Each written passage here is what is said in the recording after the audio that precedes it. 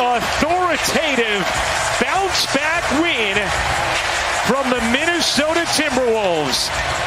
We'll see you Game 7 Sunday. 115-70 the final.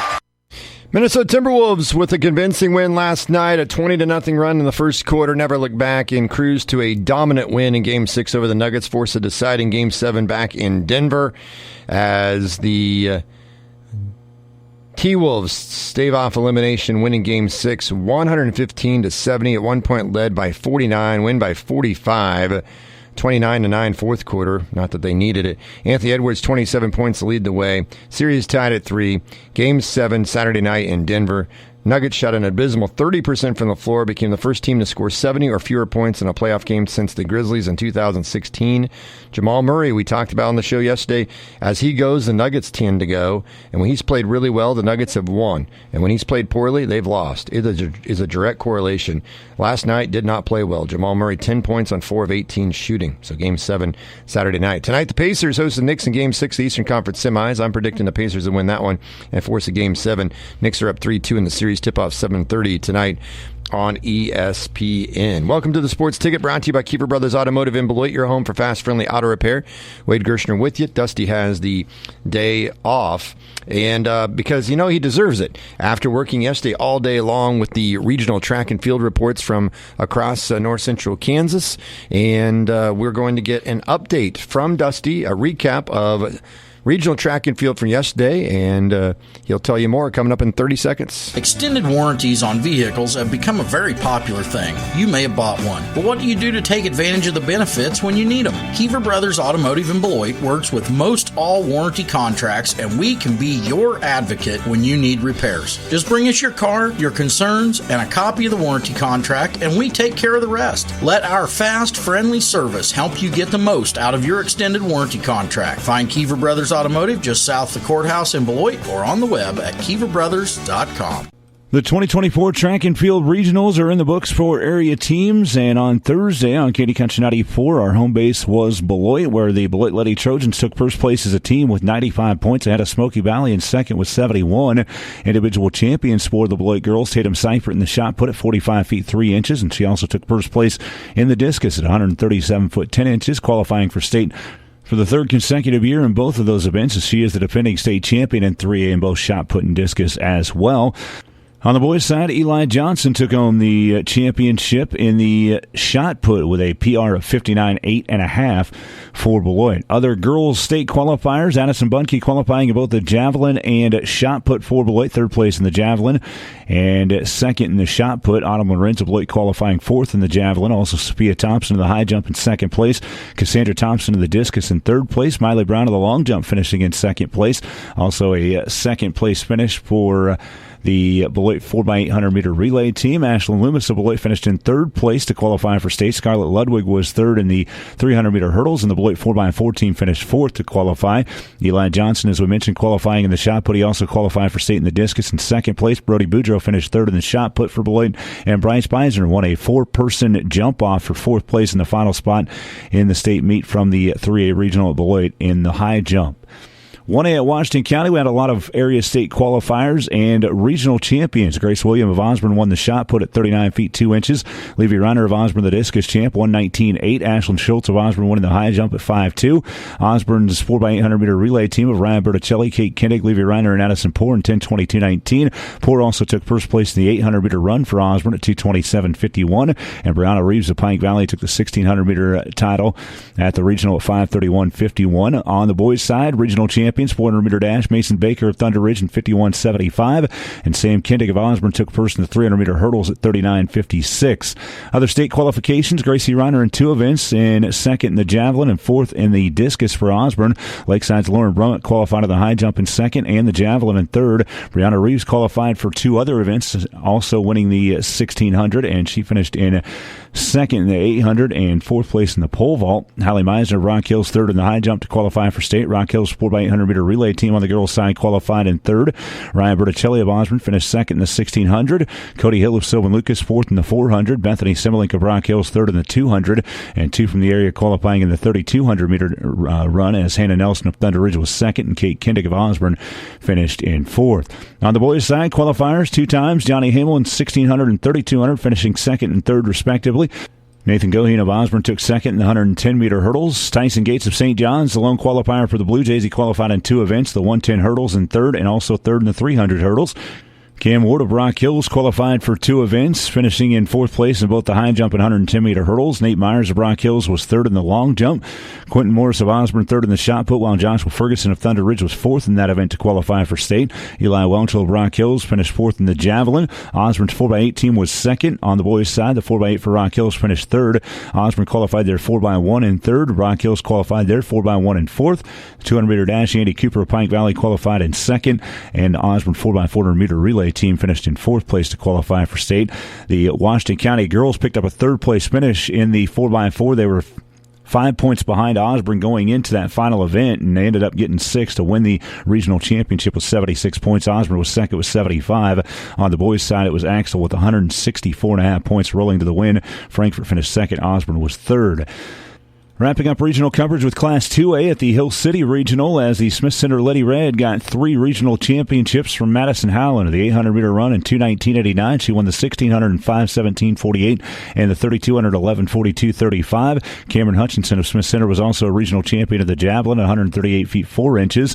On the boys' side of things, Smith Center brought home the regional championship in the 4x800-meter relay. Mason Enix, Gavin Hickert, Wyatt Schaefer, and Reed Doan in 8:34.14. Other girls' state qualifiers, Lily Highland for Smith Center in the javelin finished in fourth. Caden Armconnect finished fourth in the shot put for Smith Center. Also for the Lady Red, their 4x800-meter relay team finished in fourth, and Lincoln had two state qualifiers, their 4x100-meter relay in fourth, and Olivia Dale finished in third in the 3,200-meter run. Lincoln with three qualifiers in the boys' side of things. High jump, Xavier Miller was second. Jeremiah Miller finished in third in the 300-meter hurdles for the Leopards, and also Ben Bell was third in the pole vault for Lincoln. Gannon McCoy of Smith Center finished in second in the pole vault to qualify for state. Also for Smith Center, Gavin Hickert qualifying in both the 1,600 and 3,200 in third place. The Smith Center 4x1 finished second. The 4x4 finished in fourth for Smith Center to qualify for state. Brant Wilson finished second to qualify for state in the javelin. And Brandon Hendrich of Smith Center was third in the 100-meter dash, qualifying for state in that event. Girls' side of things, Ellis took the team championship. Smith Center was fourth. And Meade took the boys' team title with Smith Center finishing in fifth place. That's a wrap of regional track and field. Reporting for Katy Country 94 Sports, I'm Dusty Donis. Thank you very much, Dusty. So once again, that information all posted in ckssports.com. And congratulations to all of those area track and field athletes for qualifying for state in Wichita. We'll have state track and field reports coming up next Friday and Saturday. And thanks to our sponsors for making all those reports and updates possible throughout the day yesterday. And of course, we thank them ahead of time for sponsoring state track and field as well. Hey, the Royals are back on the field tonight, starting a 3-game set with the A's. That'll be at 6:40 first pitch. The Royals will be taking on the A's. Royals are 26-19, a game and a half behind Cleveland in the AL Central. Cleveland in first place, the Royals in second place. Oakland 19-27. Cole Reagan's record 2-3 ERA of 4.22 will be the starter for the Royals tonight. Hockey playoffs last night. Shoots for the empty net. He scores!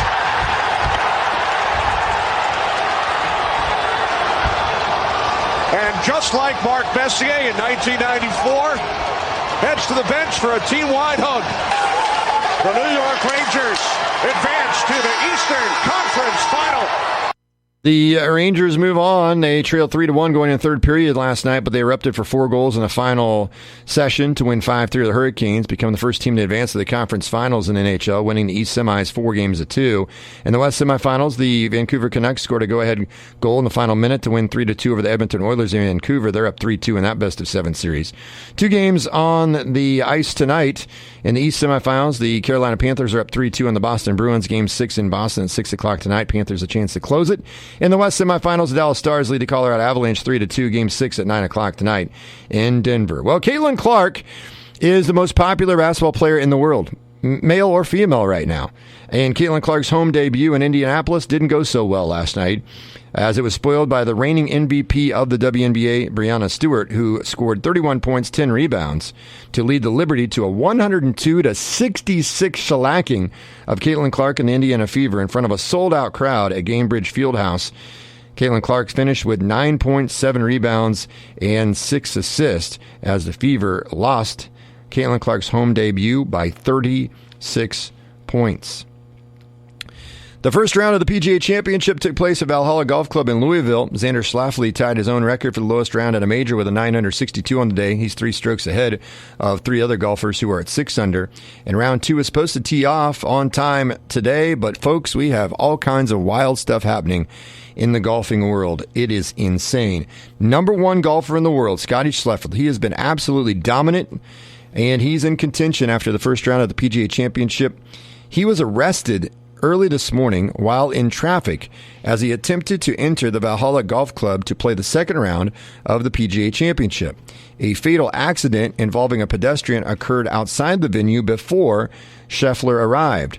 That slowed traffic near the entrance to the golf course and delayed the second round of the championship. Scheffler, in an official PGA Championship vehicle, was driving towards the golf course when a police officer attempted to stop his car. According to ESPN's Jeff Darlington, who was on the scene, Scheffler tried to enter the property after a confusing and chaotic exchange with the officer, continuing to drive at a slow speed towards the golf course. Once Scheffler rolled his window down, the officer reached into his vehicle and grabbed Scheffler's arm before ultimately placing him in handcuffs and putting him in the back seat of the police vehicle. The police officer stated he's going to jail and there ain't nothing you can do about it, period, when he believed Darlington to be a member of Scheffler's team. Darlington also said Scheffler asked him if there was anything he could do to help and that the officer did not know Scheffler was a professional golfer. ESPN's Dave Fleming, who witnessed the incident with Scheffler, said, and I quote, "It was clear when we were watching that they had no idea who this was that they put into their car." ESPN's Jeff Darlington, also on the scene, said the police officer was pretty heated, said Scheffler acknowledged he had kept trying to drive through slowly, but Darlington says players had been told they could enter the course, and Scheffler was in a marked PGA vehicle. Scottie Scheffler was arrested.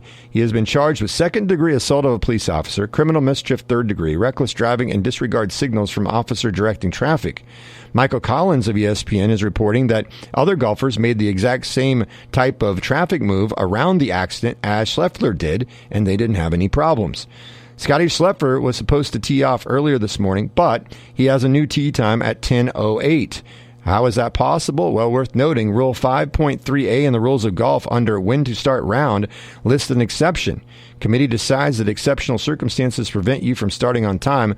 Under this provision, there is no breach of rule and no penalty. So Scottie Scheffler went to jail. He was booked. His mugshot's already on social media. He has been charged with those items that I just mentioned, and now he's going to play golf. And how he can focus on golf, this would be amazing if he can go out there and play unbelievable golf today. And if he wins this tournament, is there anything that could stop Scottie Scheffler other than the police?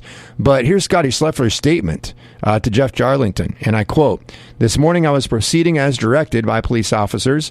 It was a very chaotic situation, understandably so, considering the tragic accident that had occurred earlier, and there was a big misunderstanding of what I thought I was being asked to do. I never intended to disregard any of the instructions. I'm hopeful to put this to the side and focus on golf today. Of course, all of us involved in the tournament express our deepest sympathies to the family of the man who passed away in the earlier accident this morning. It truly puts everything in perspective." End of quote. So we'll continue to follow this. Of course, it'll be a national news story, which it already is. And Scottie Scheffler, who is, as he's walked to the driving range, there are people from the crowd, the gallery, saying, "You're not a criminal." So there's support for Scottie Scheffler. And but how can he focus on his golf game after everything took place today that was completely unexpected? Doesn't sound like he was trying to do anything, mean-spirited or anything like that.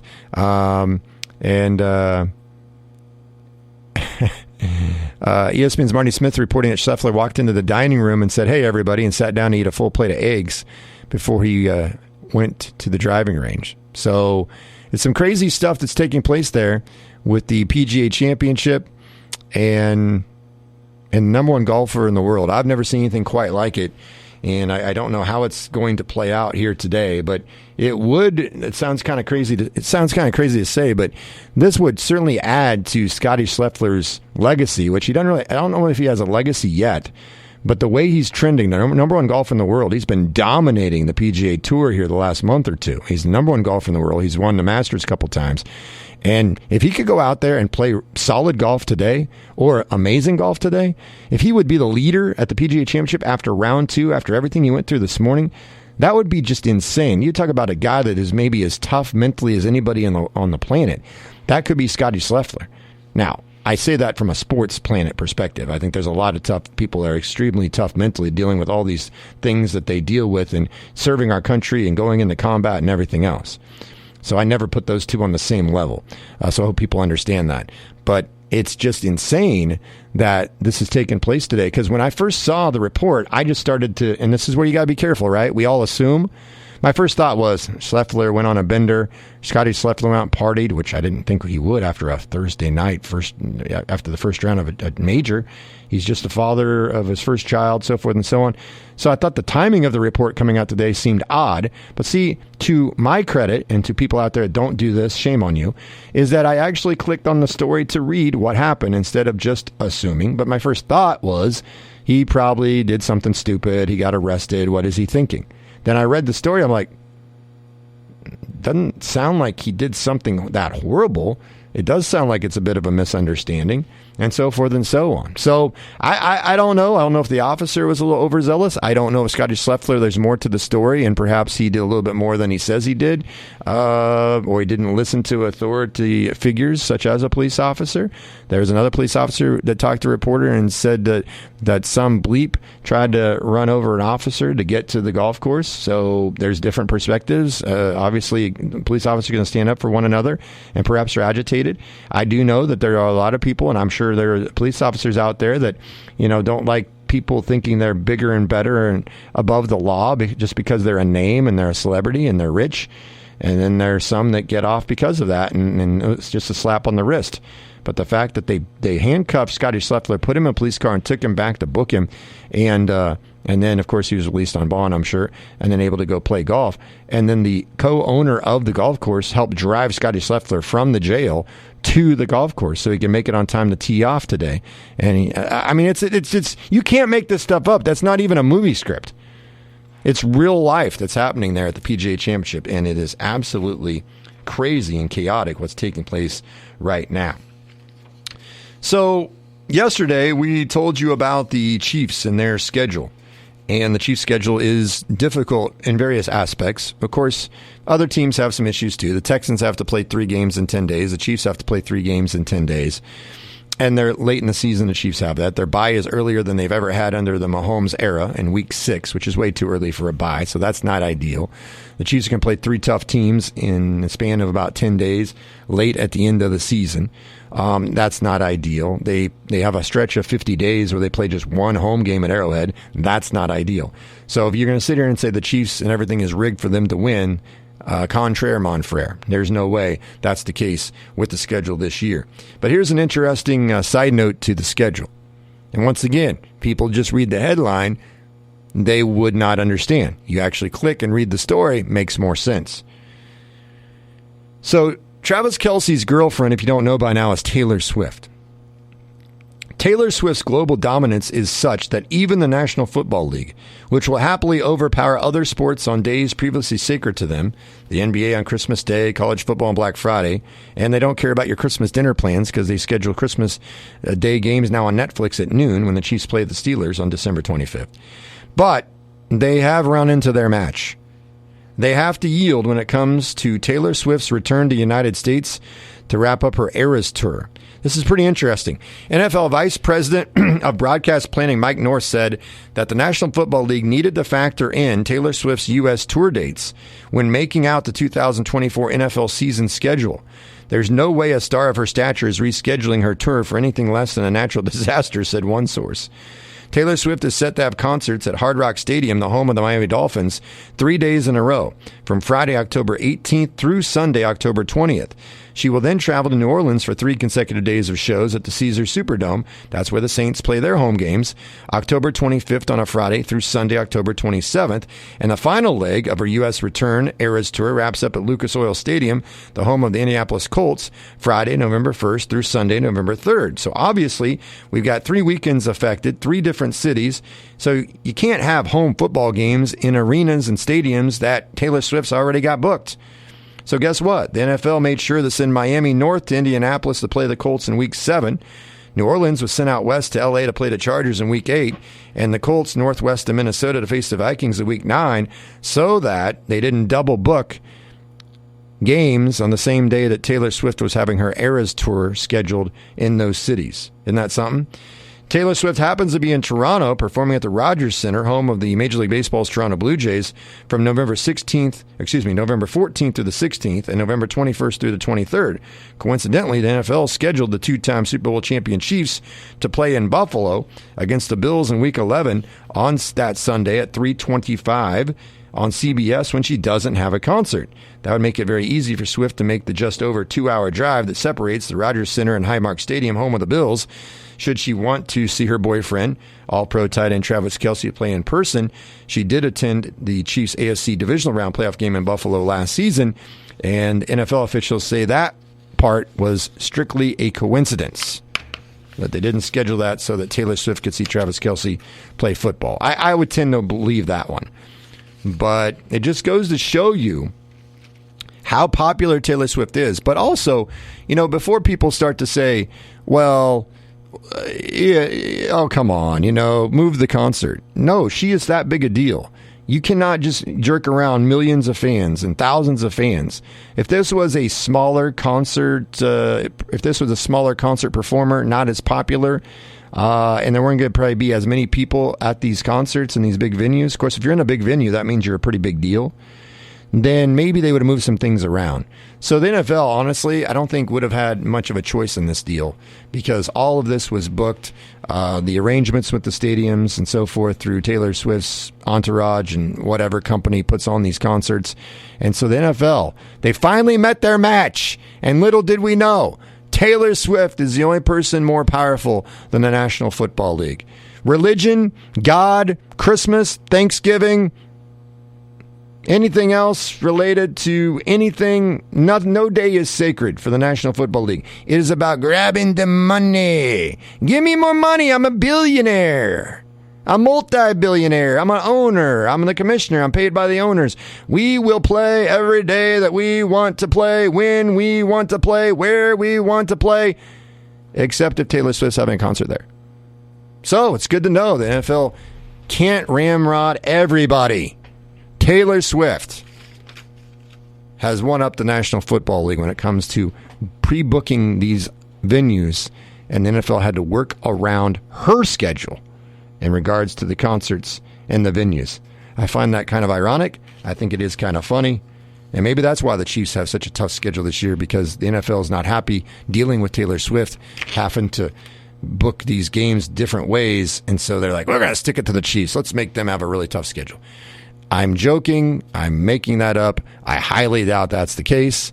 But just, listen, I don't even understand. I don't even understand how I don't think I fully can grasp, and I think there's a lot of people, unless you're a Taylor Swift fan, that can fully grasp how big of a deal she is. Little Taylor Swift, who was staying at a hotel in Stockton, Kansas, when she was, 14, performing at the Rooks County Fair, is the most popular musical performer, entertainer, artist on the planet. Not in the U.S. I'm talking the planet. Her tour across the world, I mean, everywhere she goes, sold out shows. She puts on a heck of a show from what I hear. And she has got the world by the tail. There's no doubt about it. And for the National Football League to have to adjust to what's already booked by her for her Eras Tour, I find that somewhat a little bit funny, and I kind of like it. I have to admit, I kind of like the NFL not being able to shove everything the way they want. I kind of like it when the big-time corporations don't get their way. And I'm not sitting here telling you that the NFL was all mad about it. I don't think they were. They just had to... There was another... It was another variable that the NFL had to deal with in scheduling. And by the way, how would you like to be in charge of scheduling anything of that magnitude, the National Football League schedule? How would you like to be overseeing, just putting together like a youth sports tournament in the schedule, and then all of a sudden you have like a baseball tournament, and then you get rained out for part of a day. And you got to readjust everything and then communicate to everybody. Or if there's bad weather and you got icy roads for a youth basketball tournament, or just, I would not want that job. I would not want to have to put the schedule together, assuming everything went perfectly. But then all of a sudden you throw a curveball into it, and then NFL, I would guess at some point they didn't know that there was going to be these things booked, or didn't know at the time, and they start to do the schedule. All right, we got Miami and the Colts on such and such. Okay, perfect. Wait, whoa. Joe, slow down. Joe. Hey, hi, my name is Jill, and I paid closer attention to what's going on than you did, Joe, and I deserve a raise because of that, too. Taylor Swift is having a concert there, and I just got off the phone. They are not moving the concert. Okay, Joe? So, Joe, you got to come up with plan B. Okay. Well, what if we move week 9 with week 7? We have Dolphins go to Indianapolis, and then... later on, this team goes to Miami. Okay, perfect. Yep, that'll work. Excellent. Let's move on. Let's see. We've got the Saints. Saints are going to be playing at home on Sunday, October 27th. Yo, Joe, Gilligan. Joe, your good friend Gilligan. Joe, that's not going to work either. Okay, what's the problem with the Superdome in New Orleans? What's going on that day? Joe, Taylor Swift is there. She's coming back for her Eras tour in the United States. She's got that book too. Oh, for the love of Criminy Pete. Jill, is there any other situations we're dealing with Taylor Swift at an NFL stadium where we can't have an NFL game? Is there anything else I need to be aware of? Well, actually, Joe, I'm glad you asked that question, because November 3rd, I can't play at Indianapolis. Hard Rock Stadium, Miami, October 20th. That's out. Can't do that one. And as we just established, the Saints, October 27th. That's a no can do.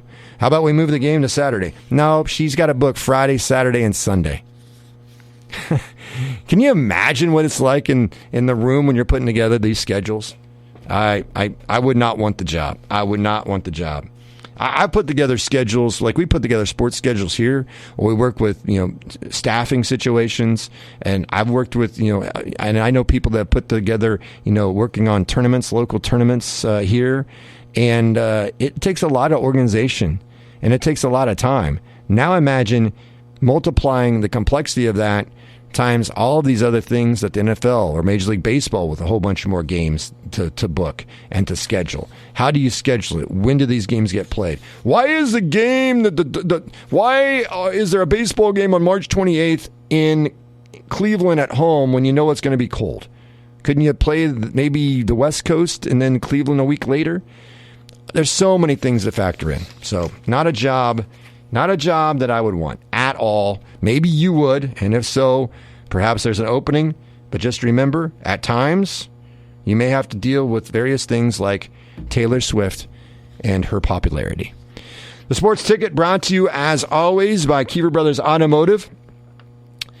In Beloit, your home for fast, friendly auto repair. If you do not know this by now, it means you either just moved into the country, perhaps you just moved into the area, or you really don't stay up to date with much.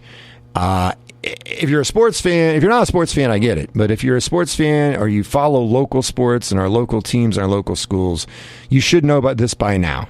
But if you don't, let me help you out. NCKSsports.com.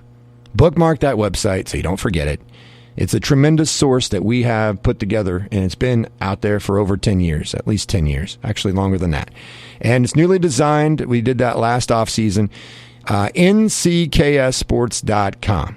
All right. And so you have results, You have all the sports. You got men's sports, baseball, basketball, cross country, football, 8-man football, golf, tennis, track and field, wrestling, bowling, women's sports, basketball, cross country, golf, swimming, softball, tennis, track and field, volleyball. There's news and schedules for all of those sports. We got the NCAA, the Northern Plains League, Concordia, and Smith Center from the area, all covered on this website. You've got standings, updated standings, volleyball, football, 8-man football, boys basketball, girls basketball, baseball, softball, all there. Hey, you got all league archives. Hey, was Jane all league volleyball in 2021? You know what? I don't know. But you know who does know? NCKSports.com. Go to the All League, and you got NCAA, Northern Plains League, Mid-Continent League, all league archives. You can go to each league and pick what year you want to check out. Did you forget who the Athlete of the Week was? Or did you have a kid or a grandkid that you know was Athlete of the Week, but you're like, I know it was in 2022, but I can't find that story? Guess what? You can go get that too. Athlete of the Week archive at ncksports.com. We got a link for radio. Featured stories right now. All right? Featured stories on ncksports.com. Keisha, Regional Track and Field, all the results. Dusty's got it all posted there. Denise Kattenberg and Brandon Raby named the successors to Nick Lynn for the volleyball and basketball programs at Smith Center.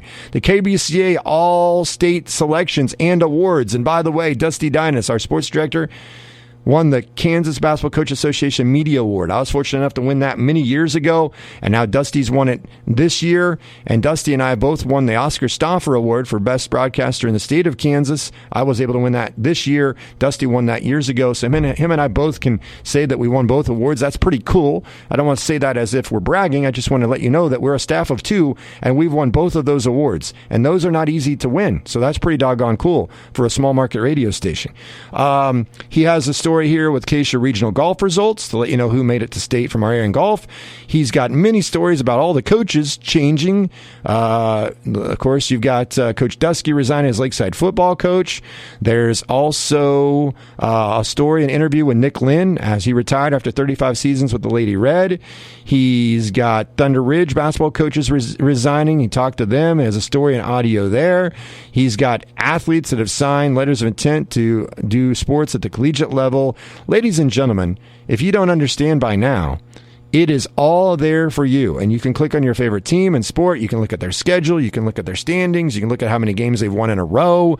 You can see what their overall record is. For instance, I'll pull this up. I'm just pulling up baseball. You can find out who was the league champion within seconds. You can see what their current losing streak is, their winning percentage, their league record, their overall record, so forth and so on.